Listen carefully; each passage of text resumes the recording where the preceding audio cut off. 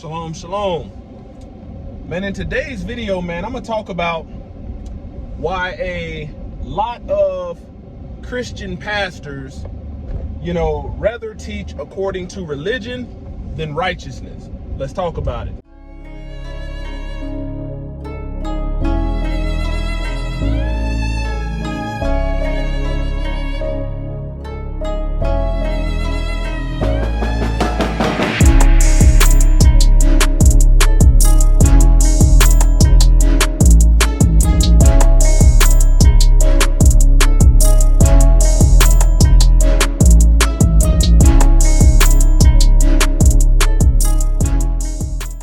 Praise to the Most High Yah, shalom. Thank you for tuning in to another Righteous Spirit-filled episode.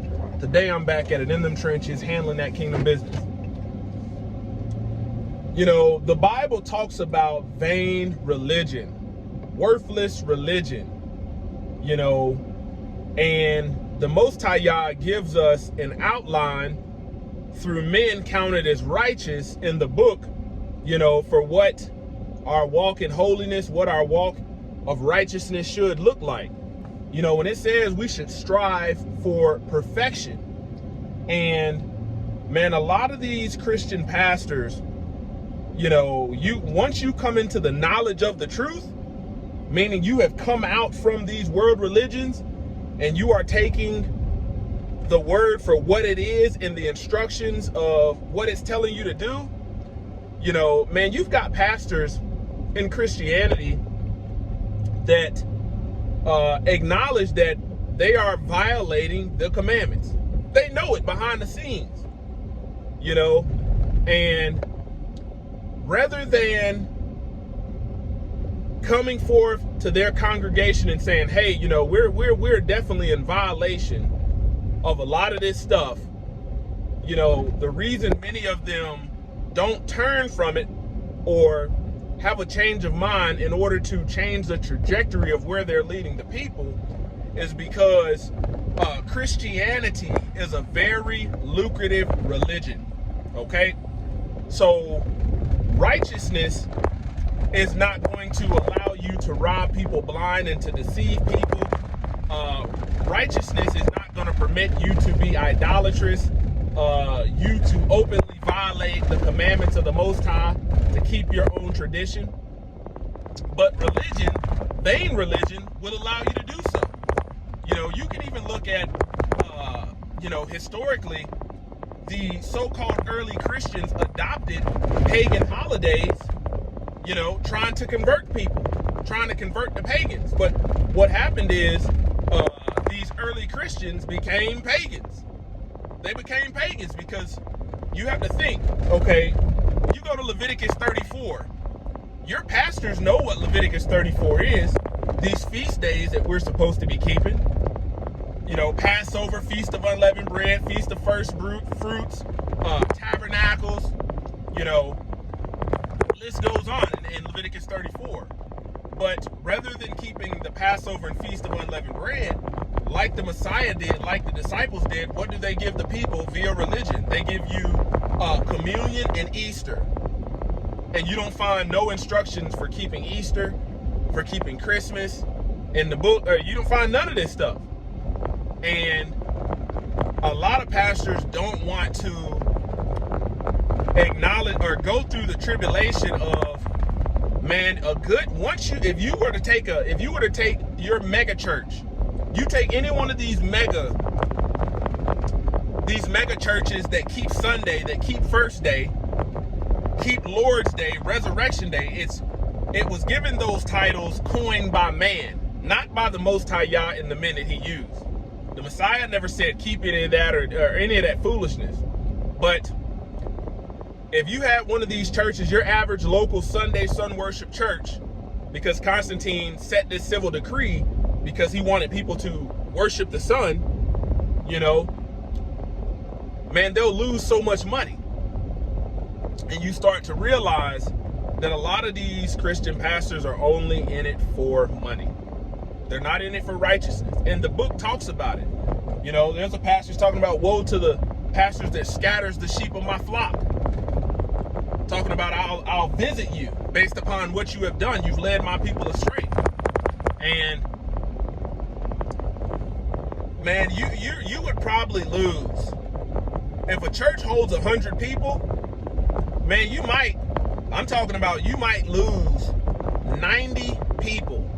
And I'm being generous. You might lose 90% of your congregation if you were to take a church that's doing well in the religion of Christianity, but forsaking the ways of righteousness. Man, you would be left with a group small in numbers.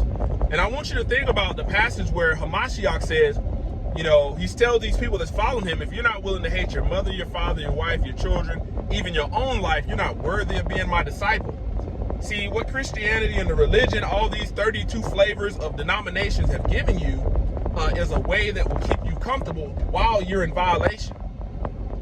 You know, think about it.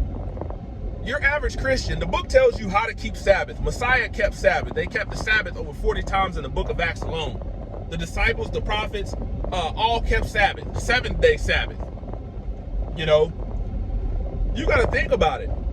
The average person in Christianity, and this is why so many people would say, you know what, I'm not following this pastor that's trying to change us from Sunday to, you know, Saturday, Friday night to Saturday evening, the Sabbath, because they're selfish.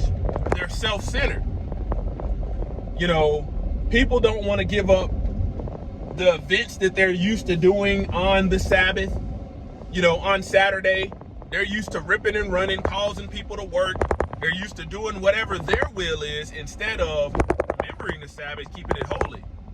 And you have to think, see, when they changed the dates and times and gave you, okay, now we're going to create this first day worship, man, you know, it talks about it in the book of 1 Maccabees chapter 1 that Antiochus, King Antiochus, was trying to convert the people to a pagan religion so they would profane the Sabbath.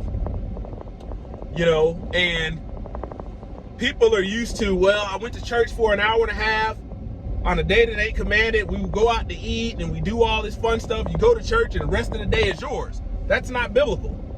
That's not biblical according to the Sabbath. You can't even use the passage of Paul when it says, let nobody judge you of a Sabbath, a festival, new moon, because in Christianity, you're not keeping any of it. So this is why a lot of people would walk. Okay, here's another one. You know, pastors in Christianity do a lot of marriage counseling, but they do marriage counseling based upon religion. They don't do it based upon Bible. Why do I say that? Pastors would no longer be talking about infidelity and cheating if they were, you know, teaching the people in line with Torah and what the actual transgression is. You know, if you were to ask 5 different Christians, 5 men and 5 women, what is cheating, what is infidelity, they're going to come up with a definition based upon their understanding and based upon what they feel. It's not going to be concrete, biblically concrete. It's not going to be tied to adultery. So you have to think a lot of things would cause people to walk away.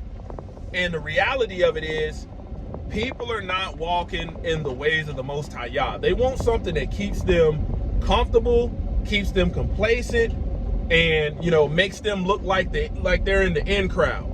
And really what's happening is a lot of these pastors are leading people to destruction. And some of these pastors know some of the stuff that I'm talking about. You know, if you Google the definition of Sunday, it tells you it's the Christian analog of the Sabbath. Analog doesn't mean the same. Analog means similar to. You Google, it'll also tell you Sunday is the first day, just in the definition. You know, if you look at the definition of Saturday, it will tell you it's the biblical Sabbath. It's the 7th day.